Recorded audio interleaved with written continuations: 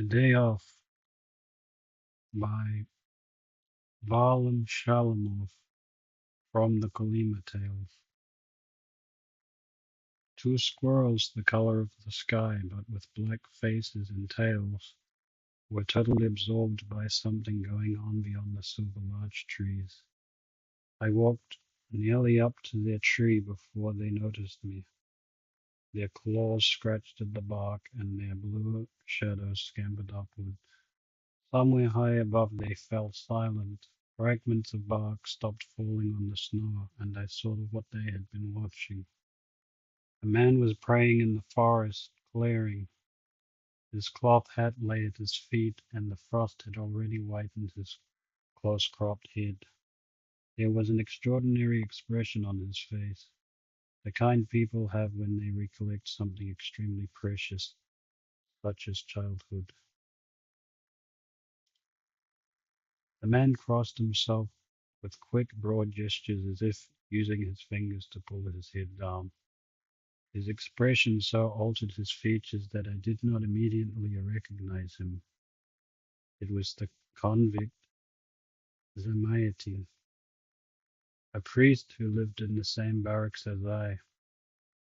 He had not yet seen me, and his lips, numb from the cold, were quietly and solemnly pronouncing the words that I had learned as a child. Zamiatin was saying Mass in the silver forest.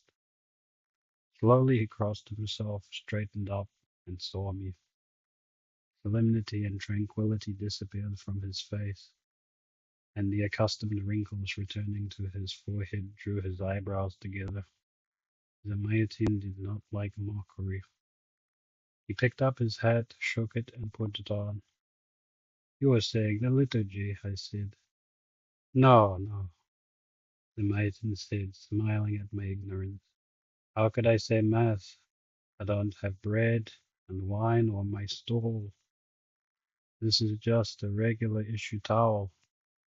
He shifted the dirty, waffled rag that hung around his neck and really did create the impression of a priest's stole. The cold had covered the towel with snowy crystals which glimmered joyously in the sun like the embroidery on a church vestment. Besides, I'm ashamed. I don't know which way is east. The sun rises for 2 hours and sets behind the same mountain where it rose in the morning. Where is the east? Is it all that important to know where the east is? Of course not. Don't leave. Tell you. I'm not saying Mass and I can't say one. I'm simply remembering the Sunday service. I don't even know if today is Sunday. It's Thursday, I said. The overseer said so this morning. There, you see. No, there is no way I can say Mass. It's just that it's easier for me this way. And I forget I'm hungry. The maiden smiled. I know that everyone has something that is most precious to him, the last thing that he has left, and it is that something which helps him to live, to hang on to the life of which we were being so insistently and stubbornly deprived. This was a Zamiatin, this was the liturgy of John the Baptist, then my last thing was verse. Everything else had long since been forgotten, cast aside, driven from memory. Only poetry had not been crushed by exhaustion, frost, hunger, and endless humiliations. The sun set, and the sudden darkness of an early winter evening had already filled the space between the trees. I wandered off to our barracks, a long, low hut with small windows. It looked something like a miniature stable. I had already seized the heavy, icy door with both hands when I heard a rustle in the neighboring hut, which served as a tool shed with the saws, shovels, axes, crowbars, and picks. It was supposed to be locked on days off, but on that day the lock was missing. I stepped over the threshold of the tool shed, and the heavy door almost crushed me. There were so many cracks in the walls that my eyes quickly became accustomed to the semi-darkness. Two professional criminals were scratching a 4-month-old German Shepherd puppy. The puppy lay on its back, squealing and waving its forepaws in the air. The older man was holding it by the collar. Since we were from the same work gang, my arrival caused no consternation. "It's you. Is there anyone else out there?" "No," I answered. "No one." "All right, let's get on with it," the older man said. "Let me warm up a little first," the younger man answered. "Look at him struggle." He felt the puppy's warm side near the heart and tickled him. The puppy squealed confidently and licked his hand. "So you like to lick? Well, you won't be doing much of that anymore." Semyon, holding the pup by the collar with his left hand, Semyon pulled a hatchet from behind his back and struck the puppy on the head with a short, quick swing. The puppy jerked, and the blood spilled out onto the icy floor of the shed. "Hold him tight," Semyon shouted, raising the hatchet again. "What for? He's not a rooster," the young man said.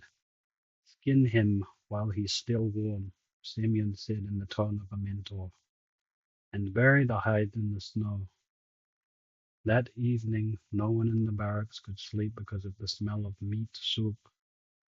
The criminals would have eaten it all, but there weren't enough of them in our barracks to eat an entire puppy. There was still meat left in the pot. Semyon crooked his finger in my direction. "Take it." "I don't want to," I said. "All right," Semyon said, and his eyes ran quickly over the rows of bunks.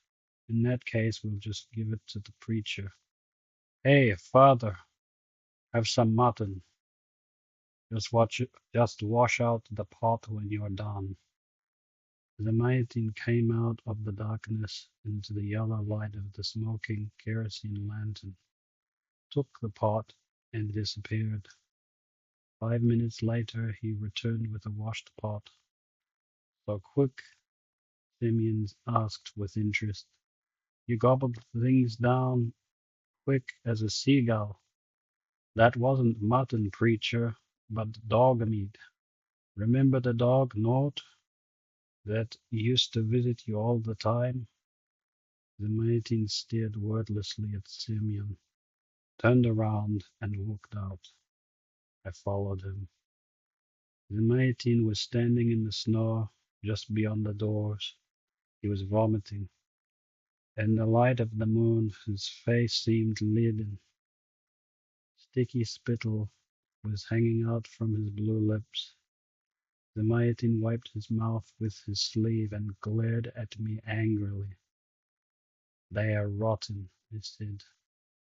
"Of course," the Zamiatin replied, "but the meat was so delicious, no worse than mutton."